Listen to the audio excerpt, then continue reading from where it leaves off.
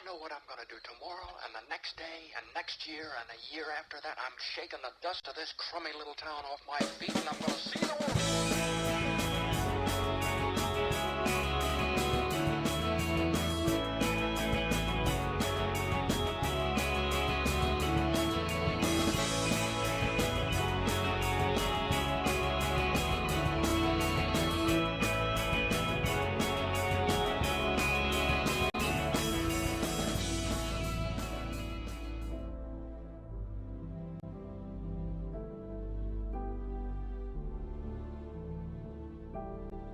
Jack. Or should I say, Snake. You're a wonderful man. Kill me. Kill me now. A small area of sparse woodland, brimming with beautiful white flowers, sits by the side of a vast lake. A woman, dressed in white combat gear, lies defeated in the center of these, with a Patriot gun held at her head. The bearer of this weapon is a burly, bearded soldier, dressed in snow camouflage. A dark blue bandana trails behind him, and we can't help but notice the eye patch. He was once known as Naked Snake, and the woman at his feet was his boss. But how did we get here? What journey did we undertake to get to this spot? Hello.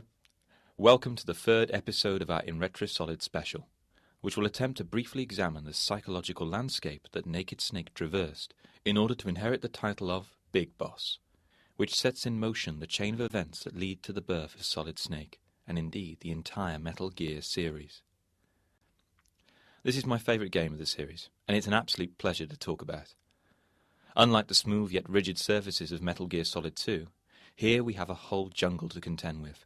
And unlike the globe-trotting of Metal Gear Solid 4, we remain in the same location throughout the game.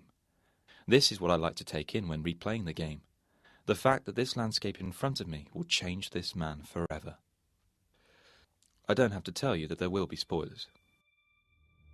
So far we have encountered Metal Gear Rex at Shadow Moses in 2005, and then later Metal Gears Ray and Arsenal in 2007 and 2009. But here we must rewind 45 years into the thick of the Cold War, into the jungles of Selino-Yarsk in Russia, with the Metal Gear that started them all, the Shagohod. Here, on the virtuous mission, we halo jump from 30,000 feet under the radar to sneak into enemy territory, to reclaim a man named Nikolai Stepanovich Sokolov, who has been working on a new project entitled the Shagohod, which means Great Step. He's head of the OKB 754 Design Bureau, one of the Soviets' top-secret weapons research facilities, and the East's foremost expert on weapons development. Here on this mission, we also use an earlier incarnation of the Codex system, assisted by varying individuals skilled in different fields. One of these is the boss, your mentor, who in 2 weeks' time will be asking you to kill her. It is clear that there is a deep relationship here between you and the boss, as observed later by your fellow conspirator, Eva, who in the future will become Big Mama. I've come to realize that there's a special relationship between you two. Something I can't understand, something that goes beyond a man and a woman. The boss for Naked Snake resembles a mother and a lover, and the subconscious Oedipal psychological effects of this manifest themselves in the geographies of the game. Like the tanker mission in Metal Gear Solid 2, the virtuous mission doesn't go to plan. Snake and Sokolov are ambushed on a rope bridge by General Thunderbolt Volgin and the boss herself, who announces that she is defecting to the Soviet Union. To the innocent Naked Snake, Volgin represents the figure of a disliked stepfather, and his partnership with the boss is here further illustrated physically by the presence of the bridge that joins both sides of this vast gulf. This one is still just a child, too pure for us Cobras. We are further dismayed when the boss uses CQC, close quarters combat, to take apart our gun, emasculating as well as disarming us before dislocating our arm and throwing us over the side of the bridge. Left abandoned by our mother, we manage to swim to safety and watch Sokolov's research bureau become vaporized by a nuclear missile launch.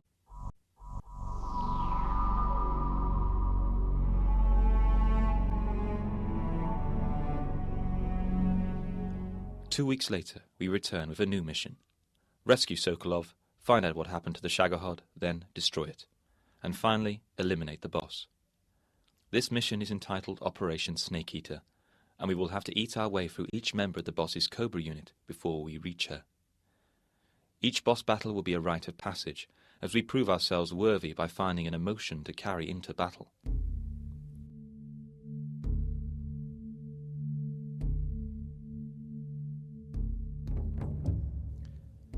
The first of these battles isn't with a member of the Cobra unit, but with that of Ocelot, who in effect represents our stepbrother, in lieu of the partnership between his commander Volgin and our boss. I hate to disappoint the Cobras, but you're mine now. This symmetry is reflected in the landscape of our battle, each of us on opposing sides of a canyon, both sides of the same coin, east and west, each moving in symmetry before being ambushed by a swarm of hornets. Whilst Ocelot uses his gun swirling to dissipate the insects, we take a leap and jump into the canyon itself, finding ourselves in a dark and dank cave.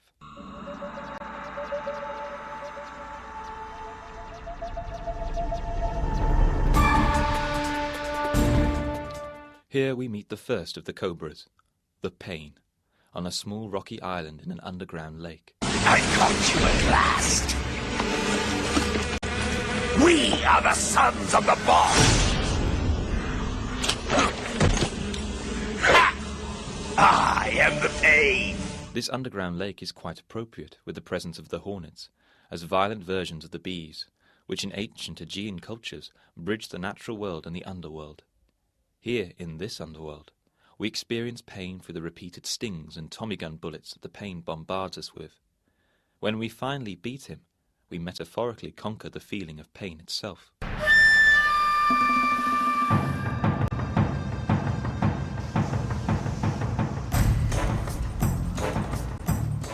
The next snake to be eaten, not including the opportunity to axe the end earlier on, is the Fear, in the jungles of Granini Gorky Saf, who introduces himself by shooting an arrow into our leg. I am the Fear. All fear stems from the unseen and the unknown, and the stealth camouflage used by the Fear illustrates this perfectly. Having defeated this second son of the boss, we conquer the emotion of fear itself. Eventually we make it to my favourite boss battle of all, the end. Do you hear me, Snake? I am the end. I am here to send you to your ultimate fate. A sniping battle with the ultimate sniper, illustrating that the end is always closer than you think. If so far we have confronted the emotions of pain and fear, then here we face the very limits of mortality. To defeat the end is to step into the realm of the immortal, to become a legend that in this case will live on through the Metal Gear series, with the Les Enfants Terribles project that gives birth to Solid, Liquid and Solid as Snake.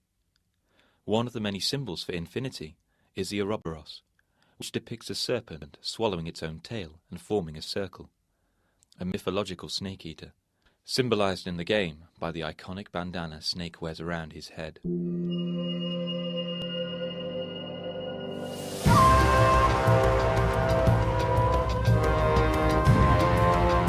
Upon defeating the end, our next son of the boss lies underneath Volgin's fortress of Groznygrad, the Fury.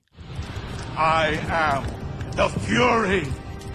The flames of my rage will incinerate you.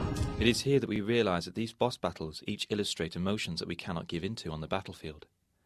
Giving into pain will kill us. Giving into fear will prompt us to do something stupid.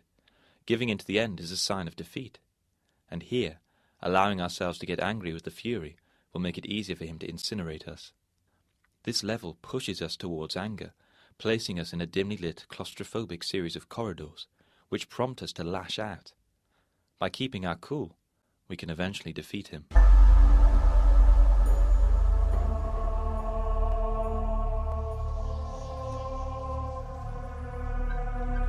The next boss battle, however, takes us into death itself. After escaping our torturous encounter with Volgin, in which we lose our right eye, we escape by jumping off a vast waterfall.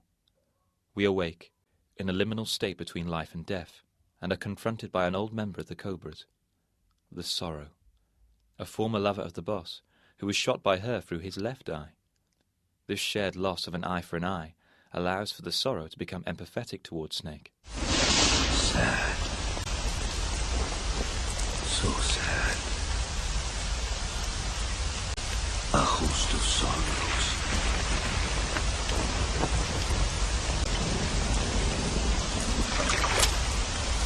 And you are one of them.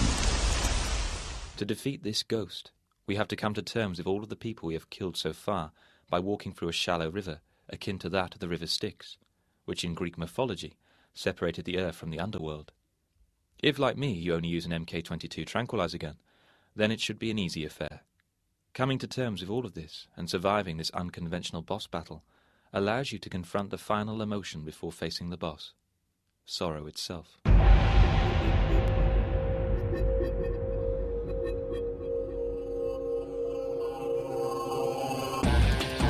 Before we can do that, though, we have to go through Volgin, our wicked stepfather, and his Shagohod Metal Gear. First we emasculate him in unarmed combat, and then through destroying the physical extension of his manhood, the Shagohod. Making our escape with Eva, we finally make it to the lake. And here this episode of InRetroSolid, like the Ouroboros, turns full circle. Here, having conquered pain, fear, mortality, fury and sorrow, we face our final challenge, the boss. Her codename in the Cobras is the Joy. And if we remember what we have learned so far, we know that this final battle will not be enjoyable. Killing her will strip away the joy of battle and will allow Snake to find his own emotion that will later carry him into it. This is to be a poetic death for the boss, one that is carried out through using the fighting technique she taught you, leaving her beaten in this beautiful field of flowers with a gun held to her head. Jack. Or should I say, Snake. You're a wonderful man. Kill me. Kill me now. The cutscene becomes gameplay, and we are left with the task of finishing her off. This squeezing of the trigger, or pressing of the square button, has been a natural occurrence so far, but here it is given an emotional weight that allows us to reflect on the gravity of the situation. For this action will prompt the ending of one life and the beginning of another, the end of the boss, and the birth of Big Boss.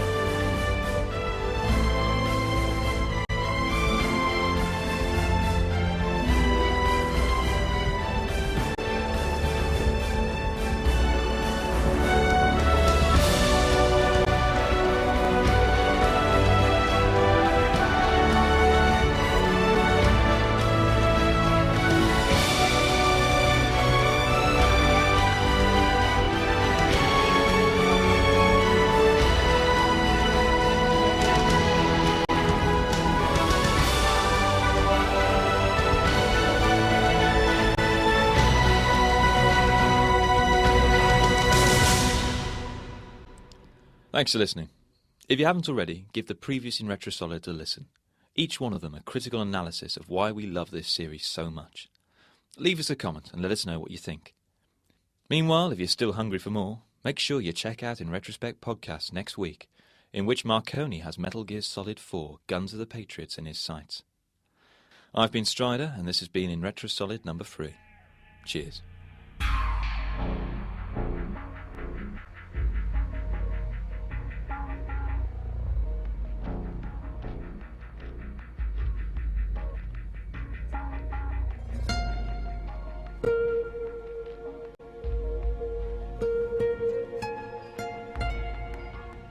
Next week on InRetroSolid, Marconi sets his sights on Old Snake as he explores Metal Gear Solid 4 Guns of the Patriots.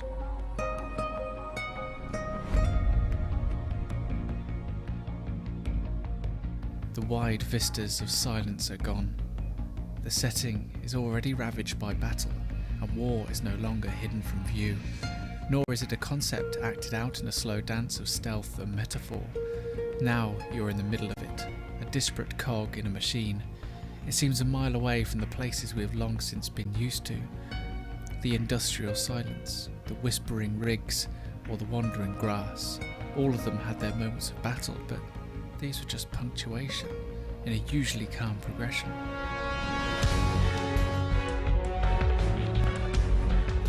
Here, it's hard to quell your sense for stealth, the exposure to danger more immediate, but still just as tense.